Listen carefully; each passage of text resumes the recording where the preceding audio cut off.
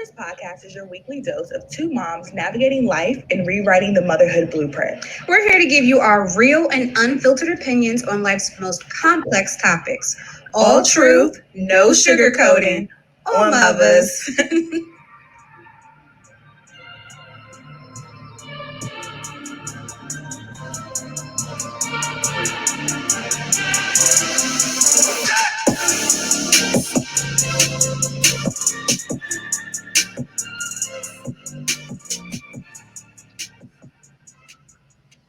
Lord, you gonna bring us in while I'm fixing my little ponytail and stuff. We're done. I love it. I love a good curly bush. That is my fave. Girl, it's just a bush. It ain't curly, I tell you that. I liked how you had your curls this weekend, though. They were real pretty. Mm-hmm.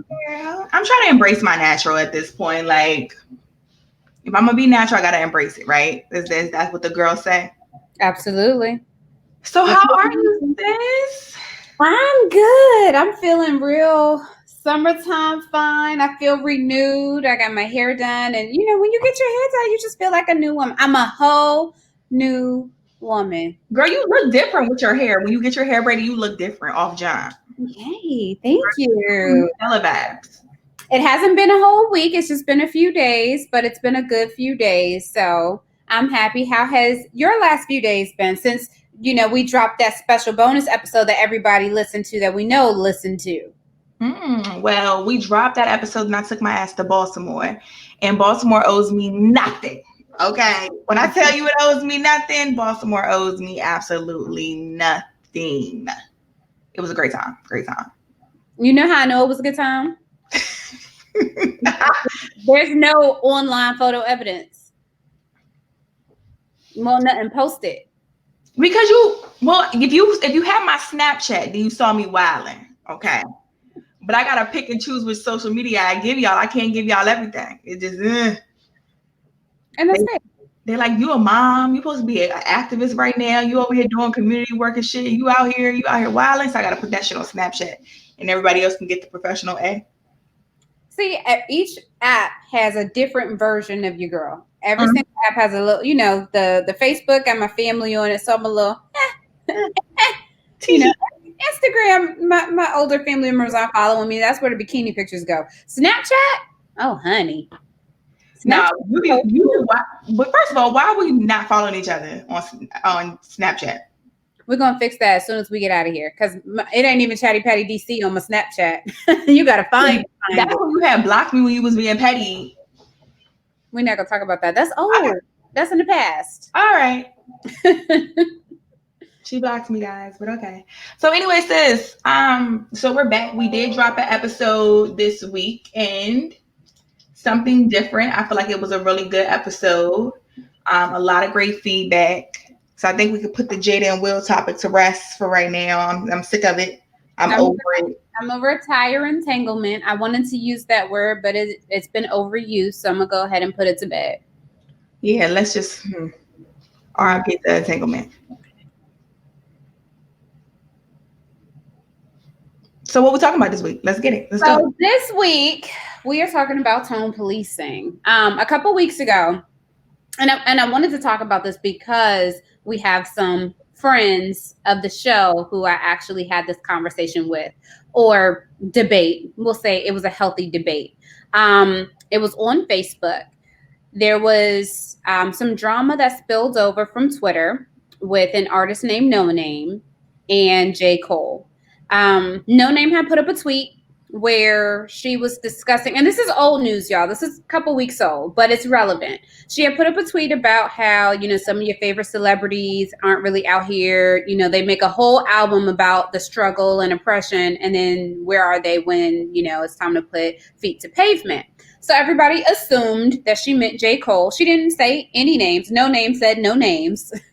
And everybody assumed she meant J. Cole. So J. Cole came back with a song called Snow on the Bluffs, and it called her out to a degree because it said something along the lines of, you know, it would have been cool if you said it nicer, right? But the rest of it was fluff. It was like, well, you know, she's really smart. She's well researched. She knows what she's talking about. Everybody follow her. However, I don't like how you said that. You should be nicer. Mm-hmm. My argument with that is stop telling people, stop, especially women, stop telling women that we need to speak nicer. You know, men can have whole conversations and cuss each other out, and they'll be talking about sports and have a heated debate and cuss each other out and be cool. But the moment a woman says something that you don't like, No Name didn't cuss. She didn't name anybody. She just said something that a lot of people say pretty consistently. But the argument was, well, your tone. What's up with that? So that's kind of where the conversation is going tonight is what's up with tone policing? Why do we need to coddle men? And why is it that when a woman says something, it is always read, especially a black woman, let's be specific. A black woman says something, it's read as you're angry. And well, don't say it like that. I think tone across the board, though, whether it comes from a black woman or just anybody in general, is something that you got to be cognizant of. Because, like, a text message is going to come off different than a conversation. Right. Your voice, whether it's high or whether it's low, can be perceived differently. It could, you can have a little bit more bass. That could be angry, or it could be too high pitched, and that could be you're attacking someone. So I think tone policing is something that you should do when you have conversations with people, especially people that you care about. But overall, yeah, stop fucking telling black people how to talk, or black women in general how to talk, how to speak, what their faces should look like, how they should conduct themselves. Just don't do that shit. It's not cool. The reason I don't like it is because a lot of times it's like you're deflecting from the message. So because you don't like how I said it, you're not going to listen to anything else that I have to say, and it's a deflection, and sometimes it's like intellectually dishonest because you knew what the point was. It didn't matter, had she said it more nicely or had she said it, more aggressive, you got the point. And then, like you said, you can't tell so much tone via text or, Twitter, Instagram, Facebook. So I found that very interesting. And it's just frustrating because as black women, we're always accused of being too aggressive when we say things, even in the workplace. And we've touched on this. We can say the same exact thing that a man says in the boardroom, but if we say it, we're angry. Or if, Sophia says it, she's spicy and everybody likes it. But if we say it, if we don't say good morning, we're angry. Mm-hmm. Every little thing we do is policed. Yeah. I was once told that when I walk through the door, I should change it. Like I should turn it on because I came off as non-approachable and viewed as somebody that, wasn't nice. So when I came into the building, I should turn it on. And I should leave whatever else is going on out there. Yeah, that was true. That was real, like in my review one time.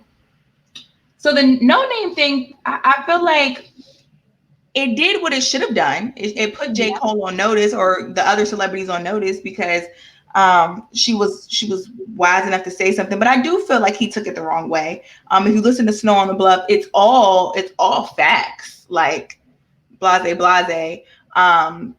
But what stuck out to me in that song is that he was like, well, sometimes you say something and you're downing the people that you're actually trying to reach. Mm-hmm. And I think that was like my one takeaway from the whole song. And I feel like that happens often. Like you're trying to reach a group, but the way it comes off, it's like you see those memes. It's like all lives matter. And you keep screaming Black Lives Matter, or we want to back the blue, and police are just as important as black people, blase, and they have 10 points of right. Why it's other people and not just black people. It's like, okay, we get it, but now we're about to argue with you because you're trying to say in less words than more words that black folks really don't matter because they're just like a group of people.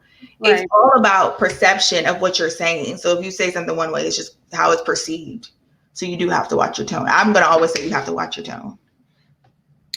I'm 50-50 on it, especially because in this instance, how do we even know what her tone was? I like reading those tweets. I didn't gather that she was being rude. I didn't read that from that. And because she didn't name anybody, nobody had to respond to what she said in the first place. But hit dogs be hollering. So They do. So when George Floyd got killed, murdered, right. when he got murdered, there was a bunch of statuses going back and forth, back and forth, back and forth. I got accused of only selling my shirts or only being down for the cause because it was popular and using my voice because it was popular, and that's the thing that I wanted to jump on. Somebody told you this? Yeah, no bullshit. No bullshit, girl. No bullshit. Then one of the things was like it was a lot of comments going back and forth. So my stance always is I don't argue on Facebook. That's not me. I did that shit when I was younger. Arguing on Facebook is I'm gonna read something the wrong way and you gonna get defensive and then I'm gonna light your ass up. Right. Because that's just me. Like, don't try to come back because you don't know how I'm saying something, because we're not having a verbal conversation. We're literally reading it. So we're interpreting it whatever way we want to. We both have strong personalities. I'm not finna argue with you. Right. Period. Not over no fucking words. You can come holler at me face to face. It can go either right or left. It is what it is. So that's my thing. It's like when people are just typing and writing something, it's however I feel in the moment. So if I'm already angry on a subject, I see your status. I'm angry on a subject, so I say something, and you say something back, just like, "Nah, I didn't even mean it that way." Nah, bitch, you meant it that way. You meant it that way because that's how I read it. What the fuck you mean you didn't mean it that way? Do you feel that people are comfortable coming to you if they have an issue? Or, like, for example, the debate that I had to stop typing because we weren't getting anywhere. Exactly. And you know me, I don't mind going back and forth, but if I get to the point where it's not going to get anywhere and you're not seeing my points and you're just talking over top of me, that's when I've got to, okay, we don't need to take it any further on Facebook. So I reached out to that person behind the scenes, and the conversation was tense initially, but we both, put our armor down and said, okay, we need to see both sides of this so that way we can come to the middle. It was a male, so I was getting the male perspective on this issue. And his argument was that there's no unity between Black women and Black men, and we have to be careful how we talk to each other. But it was more like, y'all, you bees need to watch how y'all talk to us men, and y'all need to do da da da da. I'm like, why do we need to hold y'all's hands? But it was refreshing to be able to have that conversation offline with a friend. And even though it was uncomfortable, at the end we were able to like meet in the middle and say, okay, I might not agree with you on this, but I'll take this part of the conversation and I'll take these notes back. So a lot of people don't want to have the combos offline though. I prefer to have those type of combos offline. Like if we're going back and forth and we're not reaching no type of agreement or no type of middle ground on a post, let's have that adult conversation to the side. But if I'm coming from a place of love and I'm like, look, this is not what I meant when you read them comments. I know you perceived it wrong. So let's have this conversation offline. Let's come from a place of education. Let's figure this out. And you decide, oh, now you still want to be big beefed up like you was in these comments for the whole world to see. Now you about to get the other A. You about to get the other side. I'm not fucking with it. Do you treat do you have the same tone in your conversations with your female friends that you do your male friends? I do. I do. But I'm also, so I know I saw the outline. We're going to talk about it a little bit later. I try to give my friends the grace that me and you talked about in season 1. Yeah. So I'm very passive aggressive sometimes with the people that I love dearly and closely. Like, because me and you talked about this. Some shit will annoy me and I just shut down. Right. Don't talk to me right now. Because if I say something to you or if we're having a text conversation and it's just not how I feel, it's going to come off rude or it's going to come off like short and nasty. And you're going to be like, damn, A got an attitude. But it's really more of like, all right, I'm just annoyed at this shit. I really don't want to address it right now. Give me a second type of thing. But yeah, my male friends and my female friends get the same version of me. I don't feel like you should switch up depending on who you're talking to. Say it how you meant it. Say it how you feel. Don't try to dumb it down for anybody. Right. Well, I mean, let's talk about the passive aggressive communication. At any point when you get past that emotion, do you reach back out to the friend or whomever to like have the conversation at a later time, or do you just like let it go and you don't say anything and then y'all kind of just catch back up and start kicking it? So I do both. Mm.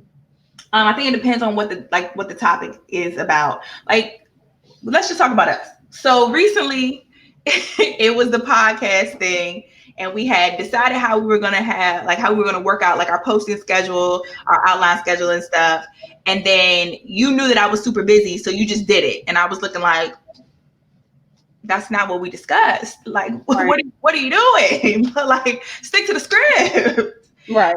And so instead of being like, hey sis, like, you supposed to be doing this part, I'm supposed to be doing this part, like, come on, we both need to have, saying this. It can't be Chiefs and Indians, whatever, whatever.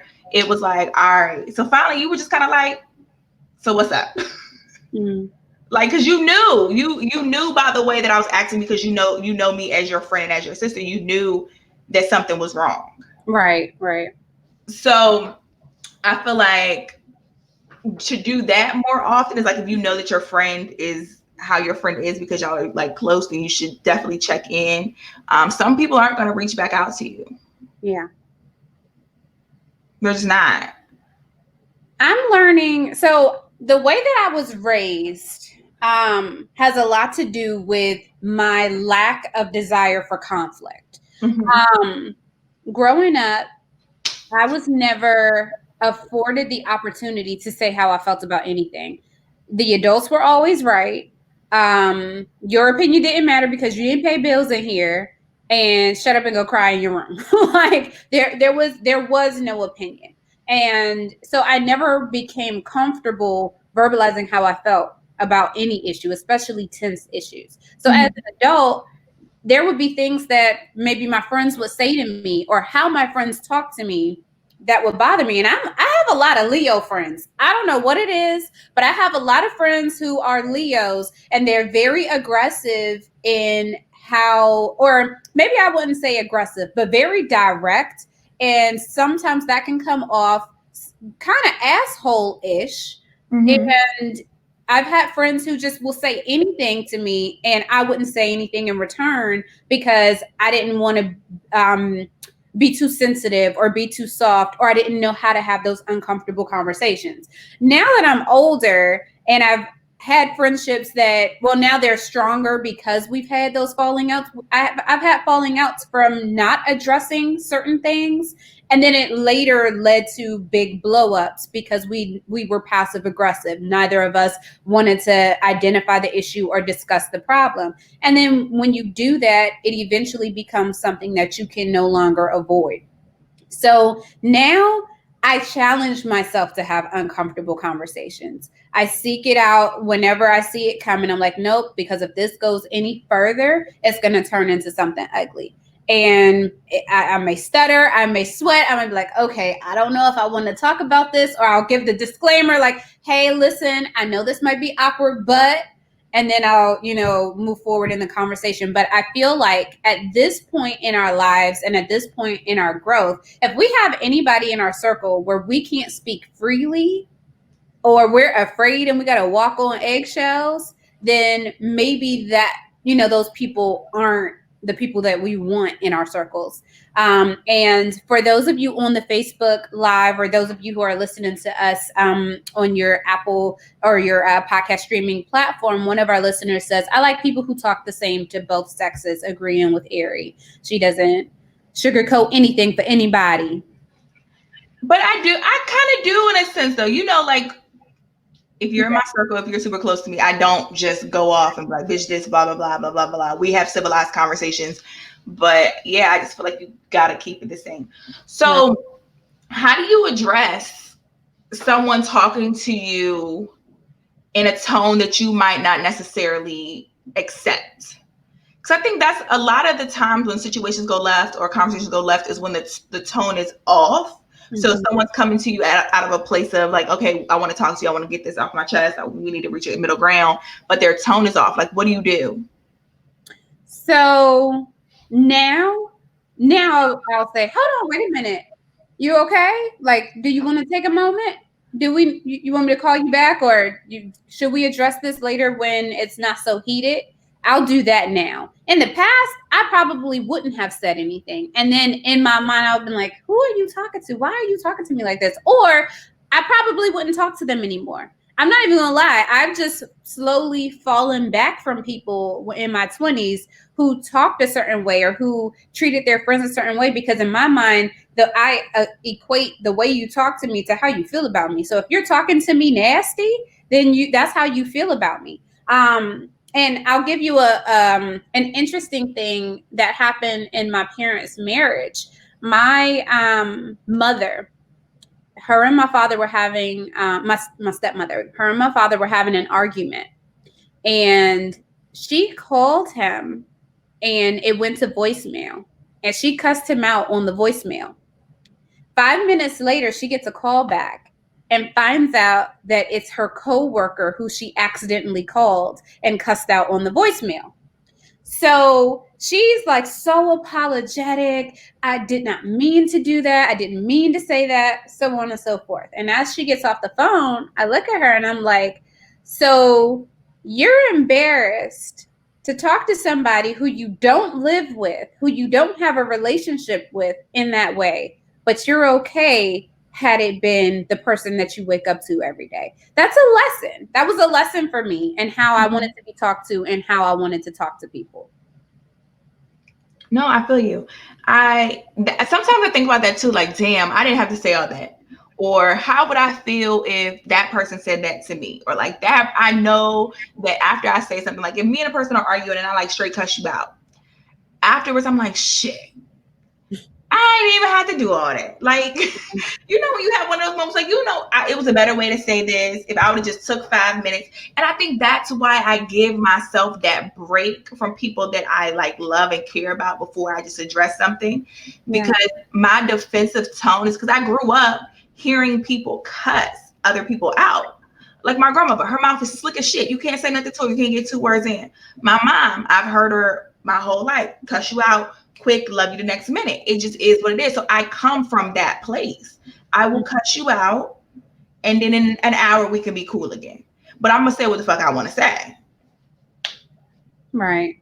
Well, to know you is to love you, so they got to know. Right, you got to know that that's what I'm gonna do. But it doesn't make it right just because that is like my MO and how I move. That doesn't always make it right, especially if you care for the person. I think one of the hurtful things for me that happened recently is that something annoyed me with one of my friends. And then, of course, I'm not going to always address it. I'm not always going to be like, oh my God, guess what? Today you did this and this annoyed me and blah, blah, blah. I just kind of took my little peace out break, gave it some space. And that person was kind of like, oh, I just thought you were going to come around when you came around. So I didn't really want to address it. I didn't reach out. I was like, oh, okay, this is different. Because I feel like if the shoe was on the other foot, I would have reached out. Right.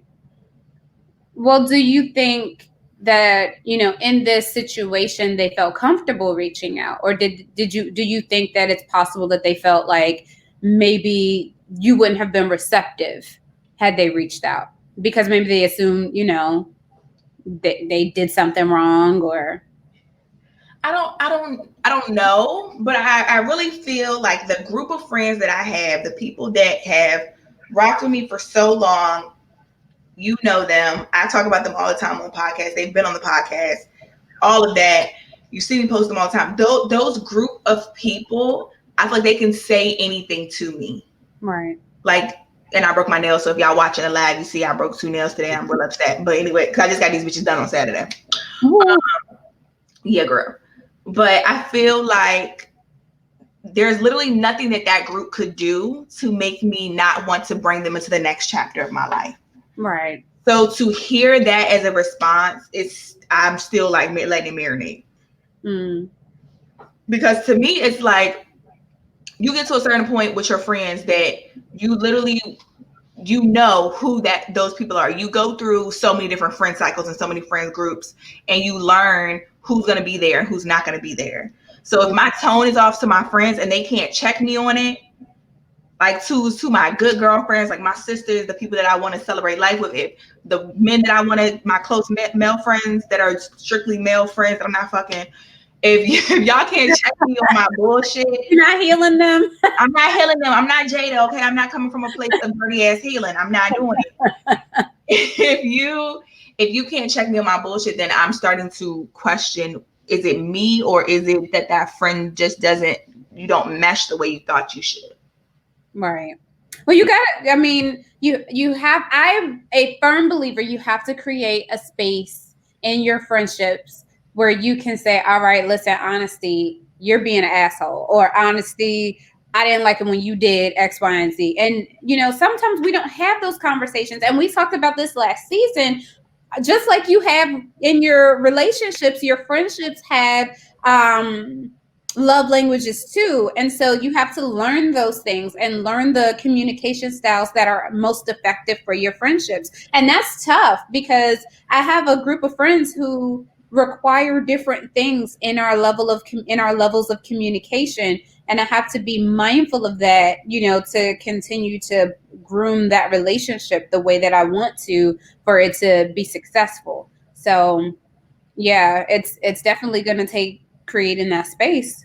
I think, and I think that like a couple months ago, maybe like May, beginning of June, me and one of my close friends, she's my cousin, and my other cousin, we were having like our group chat, and we were talking. We decided to have like a FaceTime night, and we got on the topic of friendship. So that was one of our themes. It was, you should be able to tell your friends anything, like what's a good friend, XYZ. And I was like, I don't always feel like we are as close as we could be. And it was one of those uncomfortable conversations. Like I told you guys, like I just shut down.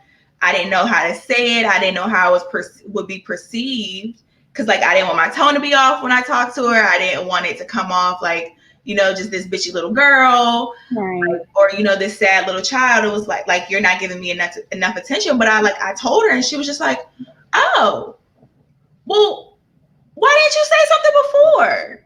Yeah. And I think a lot of the time it's just you don't know how someone's gonna take it.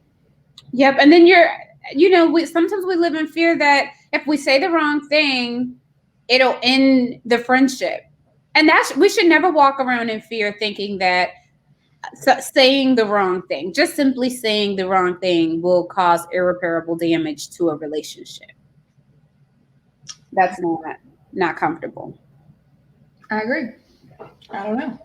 So I was telling you how growing up, I was not really given a space to express how I felt as a child. Even into, being a teenager, I was never really given a space. And one day we'll probably do an episode about like our upbringing and stuff, but it was not the best upbringing. However, I want to avoid that in my children. And so now I'm trying to unpack the things that happened to me as a kid that limited or prohibited me from speaking freely, and then making space for my children to feel like they can say, what's on their mind respectfully. So even when they're in trouble, if they did something and, they feel like they did the right thing and I know it was wrong, I'll let them explain themselves. A lot of parents will be like, shut up, I don't want to hear it. X, Y, and Z.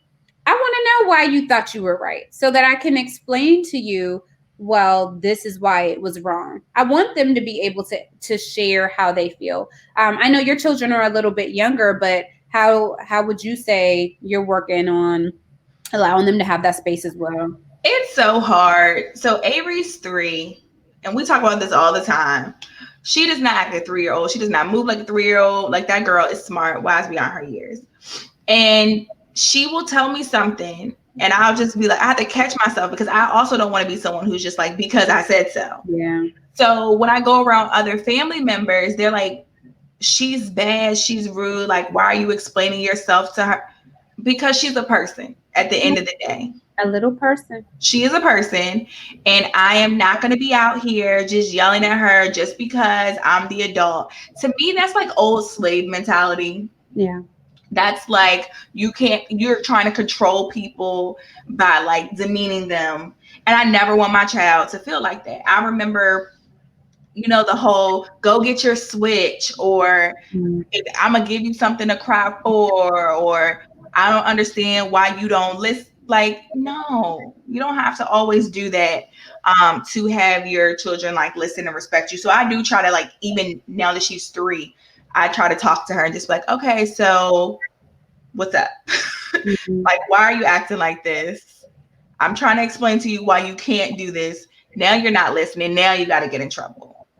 But she Yeah. has an opinion. She's 3 and I let her have an opinion. I don't care what anybody says. That's my parenting style. My kids have an opinion in my house. Now they ain't got no like let me pay bill opinions because my shit gonna trump you at the end of the day. But I'm gonna listen to what you gotta say.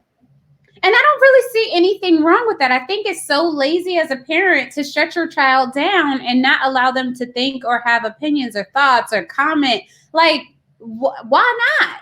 Right. You know? And then you raise children who now they can't express themselves in adulthood and have communication issues, and you don't understand where it came from. Exactly.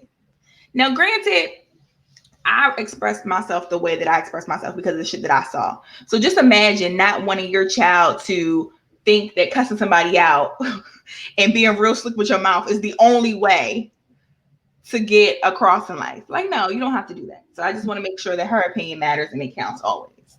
Right. I try to do the exact same. I now don't get me wrong. I have my times where it's like, nah, not today. What did I say? Oh, okay. All right. Yeah, I keep repeating myself now. Reel it in. Ain't no repeats. Exactly. Not at all. Mm-mm. Sis, this week feels different. I think it's because we dropped earlier this week.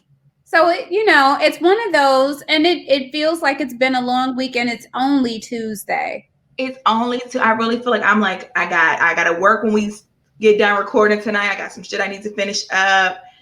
It's not even a holiday. Like, no. Why are we dragging like this? No. Well, sis, I'm not gonna hold you. Let's go ahead and do what the people have.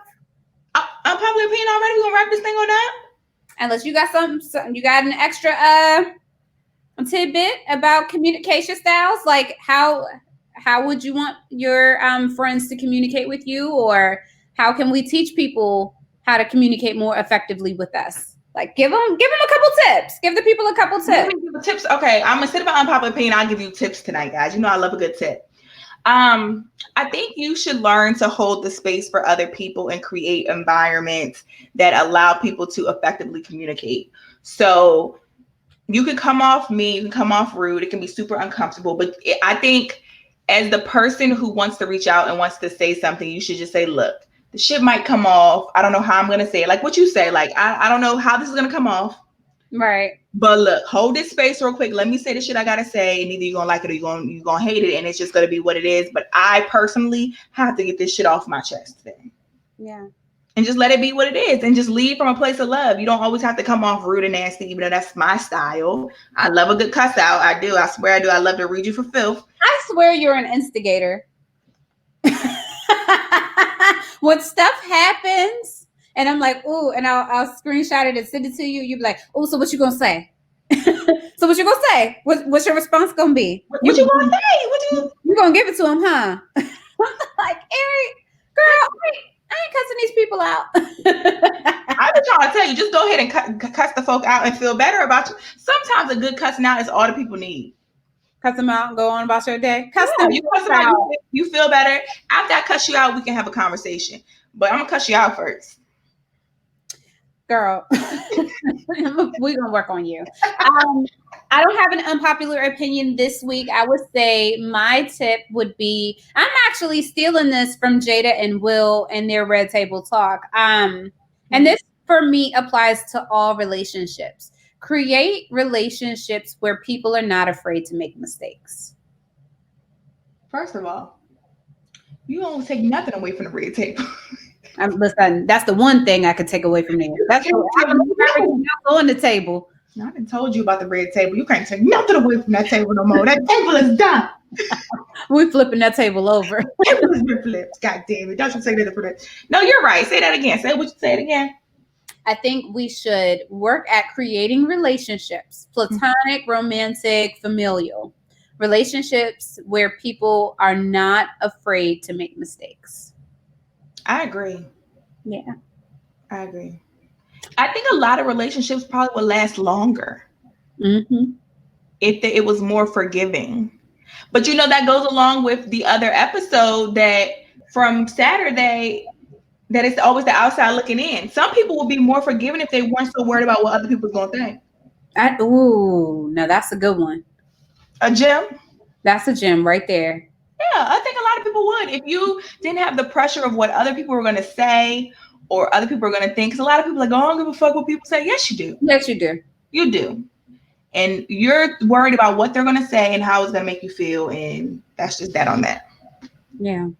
All right, sis, we'll close us out. Sorry, guys. I know when you listen to this, you're going to be like, what's wrong with the mothers? The mothers is tired. We got jobs. We got kids. We didn't give y'all a Saturday episode.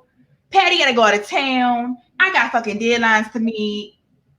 Listen, we're going to wrap it up, y'all, but we'll be back. Same place, same time next Tuesday. Make sure, if you love us like we know you do, subscribe to us on all of your favorite podcasting platforms. We're on Apple Podcasts, Spotify, and iHeartRadio. Subscribe.